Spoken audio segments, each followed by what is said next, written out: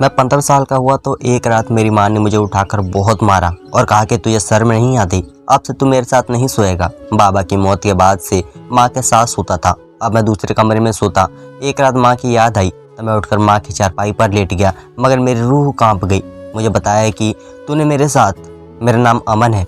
जब मैं 3 साल का था मेरे बाप का देहांत हो गया था। मेरी माँ ने ही मेरे माँ और बाप बनाकर पाला था। हमारा छोटा सा मकान था जिसमें सिर्फ एक ही कमरा था। रात के वक्त मैं अपनी माँ के साथ सोता था। वक्त गुजरता गया और मैं अब 12 साल का हो गया था। गली से निकलता तो सब मोहल्ले वाले मुझे मेरी माँ के बारे में पूछते, तुम्हारी माँ कैसी औरत है।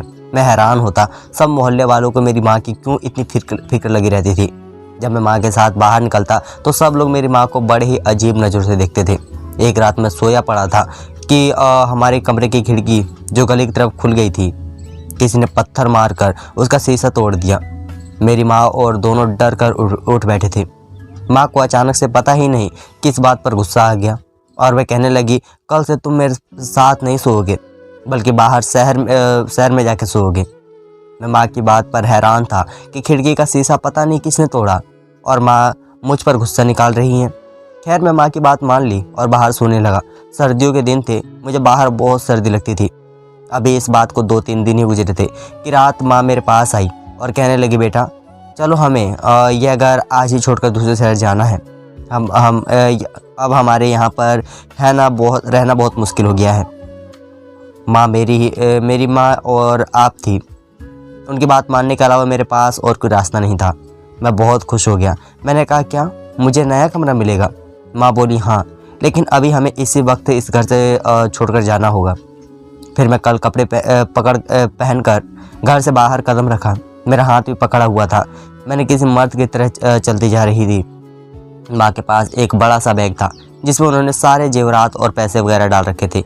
हमारे इंतज़ार में थी। मैंने देखा गाड़ी वाला हमसे सवाल किया वगैरह। हमारे बैठते ही गाड़ी चलाना शुरू हो गया। उसका मतलब तो यही था कि माँ का जानने वाला था। बड़ी शहर की तरफ रवाना हो गई। हम लोग रात को ही दूसरे शहर में शिफ्ट हो गए थे।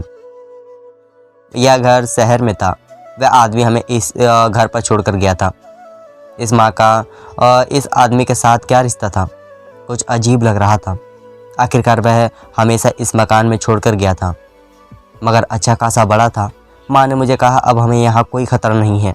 फिर माँ मुझे देखने लगी। मैं चारपाई पर बैठा उन्हें देखे जा रहा था। मैं ऐसा क्या है? मैंने रोते हुए पूछा कि माँ मुझे देखने लगी। चारपाई पर बैठे उन्हें देखे जा रहा था। मैं इसमें क्या है? मैंने रोते हुए पूछा। मेरे सब दोस्त गांव ही रह गए थे। बेटा तुम्हारी उम्र ऐसी थी कि तुम वह नहीं रह सकती थी। माँ की बात पर मुझे याद आया कि पिछले दिनों गली की नुक्कड़ पर खड़े लड़कों ने मुझे मेरी माँ के बारे में बहुत गलत बातें की थी।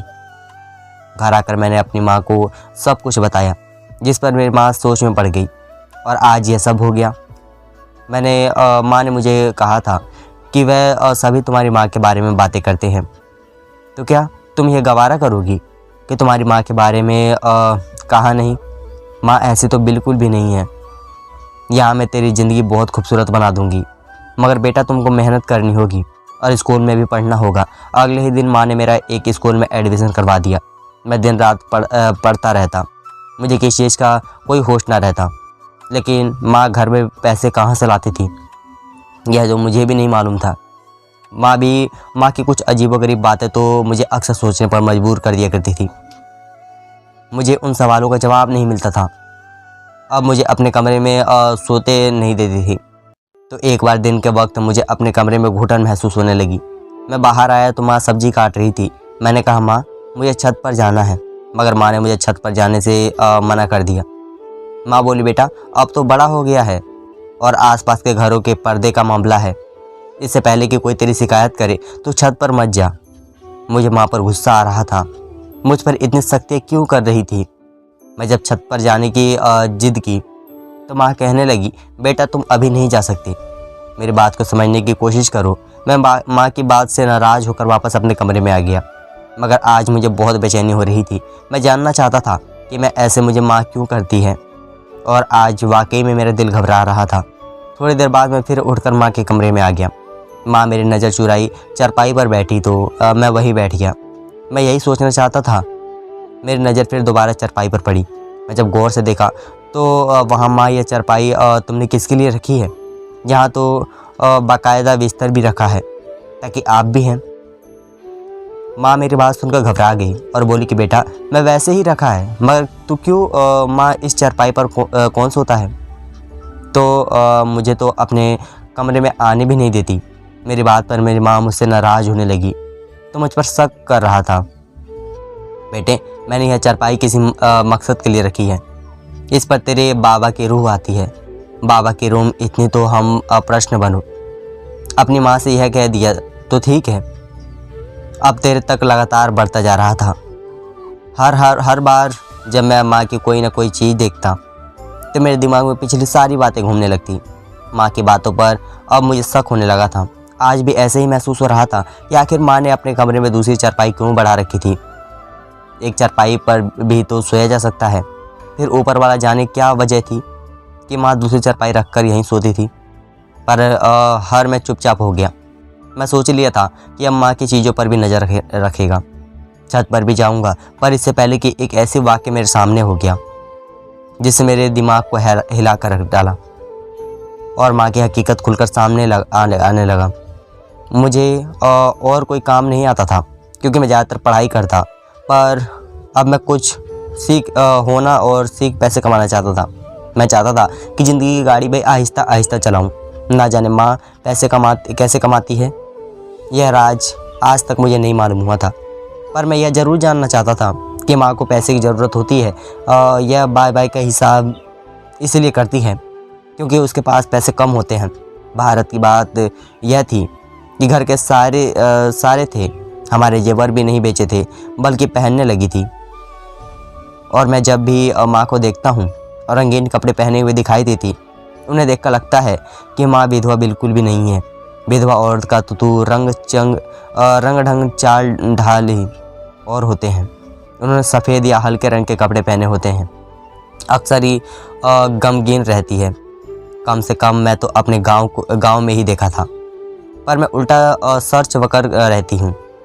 खुद को कभी बूढ़ा नहीं होने देता, बल्कि अपने चेहरे पर सूखी पाउडर और हाथों और कलाइयों के जेवर जरूर रखती थी। मैं माँ की बातों पर कभी भी शक नहीं करता था, पर आज होने वाले एक और वाक़ये में मुझे माँ की तरफ ज़्यादा शक करने पर मजबूर कर दिया था।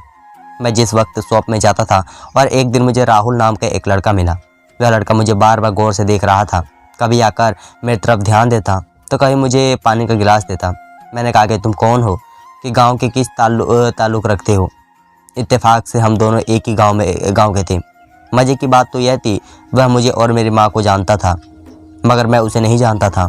हम दोनों एक दूसरे से गले मिलकर बहुत खुश हुए थे। वह कहने लगा तुम यहाँ आ गए, हमें तो पता ही नहीं चला। तुम्हारी उसी मोहल्ले को छोड़कर ना जाने कहाँ चली गई और तुम भी नहीं नज़र आए। हम तो यह समझो कि ऊपर वाला ना करे, क्योंकि तुम्हारी माँ के तो वैसे भी बहुत से लोगों के साथ अधूरी छोड़ दी। मैंने कहा कि अपनी बात पूरी करो, तुम क्या कहना चाहते हो और सुनाओ। तुम्हारी माँ ठीक है? नफ़रत थी। मैंने कहा हाँ ठीक है। मैंने उसे बहुत को देखने की कोशिश की कि वह मुझे इस बारे में कोई और बात भी बताए, लेकिन उसने मुझे कुछ नहीं बताया। कि तुम जैसे बेटे बहुत लाचार होते हैं, दूसरों के सामने शर्मिंदा हो जाते हैं। उसने यह बात बातों ही बातों में रखी थी। उसके ऊपर कोई ख़ास जवाब ना दे सका, मगर मेरी माँ का ऐसा घेरा हो जा रहा था। मैं चाहता था कि मैं माँ को रंगे हाथे समझदार हो गया था। मैं आपको बहुत शरीफ समझता था। मुझे लगता था कि ज़रूर यह फिर कोई और बात तो है जिसकी वजह से हर चीज़ पर नज़र रखनी शुरू कर दी। आज तुम एक अजीब सा मंजर देखा था। रात को तकरीबन 1 बजे जब मैं अपने कमरे से बाहर आया, मैंने सोचा था क्या आप अपनी माँ के कमरे में जाकर ज़रूर देखूँगा यहाँ क्या होता है, दूसरी चारपाई पर कौन होता है। फिर मैं जैसे ही माँ के कमरे से बाहर रखे जूते देखे तो मेरे तो पैर उतरे। हैरत के मारे आंखें फटी रह गई। माँ के कमरे के बाहर 2 बड़ाई मर्द जूते रखे हुए थे। उन जूतों को देखकर मुझे साफ पता चल गया था कि आज हमारे घर में कोई और भी आया हुआ है। मैंने सोचा कि मुझे माँ के कमरे पर दस्तक देकर उनको मौका देने से अच्छा है मैं यही बाहर बैठकर इंतज़ार करूं कि वह आदमी कौन है और कहाँ जाता है। मैं अपने कमरे में आ गया। बाहर शहर में बैठा मुमकिन नहीं था कमरे की खिड़की से बाहर का मंजर साफ नज़र आता था। मैं अपने कमरे में बैठकर माँ पर नज़र जमाए हुए था। रात के काफ़ी लंबे गुजर गए थे। मुझे नींद नहीं आ रही थी और मैं बिल्कुल अलर्ट होकर बैठा हुआ था। पर सुबह के 5 बजे मेरी आंख खुल गई। मैं सो गया और फिर जब मैं उठा और बाहर आया, देखा कि माँ बाहर काम कर रही थी। वह जग गई थी। यह देखकर मैं तेज़ी से बाहर आया। नहीं पकड़ सका था क्योंकि ना ही वह जूते वहाँ थे और ना कमरे में। ऐसे कोई हालात के मुमकिन है कि वह सख्त जा चुका है। अब मेरे पास कोई और ऐसा सबूत नहीं था जिस पर मैं माँ से सवाल जवाब करता। मैं खामोश हो गया। दिल ही दिल में पूछने लगा कि अपने माँ का राज कल ज़रूर जानकर रहूँगा। अगली रात हुई तो सोचा कि नींद आएगी, इसलिए मैं कमरे से बाहर रहूँगा, बल्कि घर से ही बाहर चला जाऊँगा और यह सब शख्स आएगा तो ज़रूर देख लूँगा कि यह कौन है। मैं घर के बाहर जाकर बैठ गया था कि मुझे नींद आ गई। मैं इस शख्स का इंतज़ार कर रहा था। फिर सोचा कि माँ मुझे देख लेगी। मैं अंदर जाकर शोर में बैठ गया। अभी मुझे यहाँ बैठे हुए 2 मिनट भी गुजरे थे कि मेरी माँ अपने कमरे से निकलकर मेरे पास आ गई। उसने मुझसे पूछा कि अमन बेटा, तुम इतने परेशान क्यों हो रहे हो? बात क्या है? मुझे नहीं बताओगे? मैं चुप करके बैठा रहा। तब मेरी बहुत करीब आ गई और इस बार माँ ने जो बात मुझे कही, मेरे 2 पैरों तले ज़मीन निकल गई थी। माँ बोली कि बेटा, मैं सब जानती हूँ। तुम कितने दिनों से मुझ पर पहरा दे रहे हो। तुम जानना चाहते हो कि मेरे कमरे से बाहर जूते किसके हैं, मैं लिपस्टिक कपड़े क्यों पहनती हूँ और जेवर किसके लिए पहनती हूँ। मैं आपको मेरी बात पता है? माँ मुस्कुराकर मुझे देखा और बोली, तुम्हें क्या लगता है मैं नहीं जानती कि तेरे दिल में क्या है? आखिर मुझे समझ क्यों नहीं आती? क्या मैं अंधा हो गया हूँ या मुझे दिखाई नहीं देता? मैं रोता माँ ने कहा, तुम मेरी एक बात मान लो, मेरा सारा राज तुम पर खोल दूँगी। मैं तुम्हें सब कुछ बता दूँगी कि इस बात के पीछे क्या राज है। मैंने कहा कि तुम जो कहोगी मैं मान लूँगा, पर मुझे अभी ना रखो। मुझे अपनी हर बात बताओ।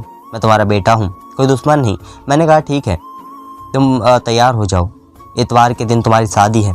अगर तुम मेरी मर्ज़ी से यह शादी कर लेते हो तो तुम्हें हर बात का सच बता दूँगी। फिर तुम्हारा जो फैसला होगा मुझे मंजूर होगा।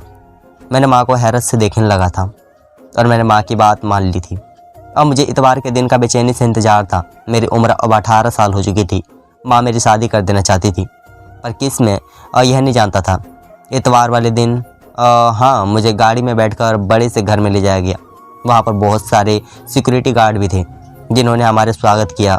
वहाँ पर माँ और मुझे बड़ी इज्जत से कमरे में जाकर बिठाया गया। मेरे सामने 7 नौजवान आकर बैठे हुए और बोले, तुम्हें शादी से कोई एतराज़ तो नहीं? मैं सर हिला दिया। तुम हमारी बहन को खुश रखना, हम तुम्हारी हर तरह से मदद करेंगे। थोड़ी सी देर के बाद शादी के पेपर मेरे पास ले आए, जिस पर मैंने साइन कर दिए। यूँ साइन मेरी बीवी बन गई। माँ की सूरत थी, वह मैंने पूरी कर दी। फिर मेरी बीवी अपने कमरे में बैठी थी। मैं माँ के पास आया, उसे कहा कि अब अगर आपने मुझे सारी बात नहीं बताया तो मैं अभी आपकी कोई बात नहीं मानूंगा। मेरी बात सुनकर माँ मुस्कुराई और बोली, इधर आ मेरे बेटे, इन सब बातों का जिक्र नहीं करेगा।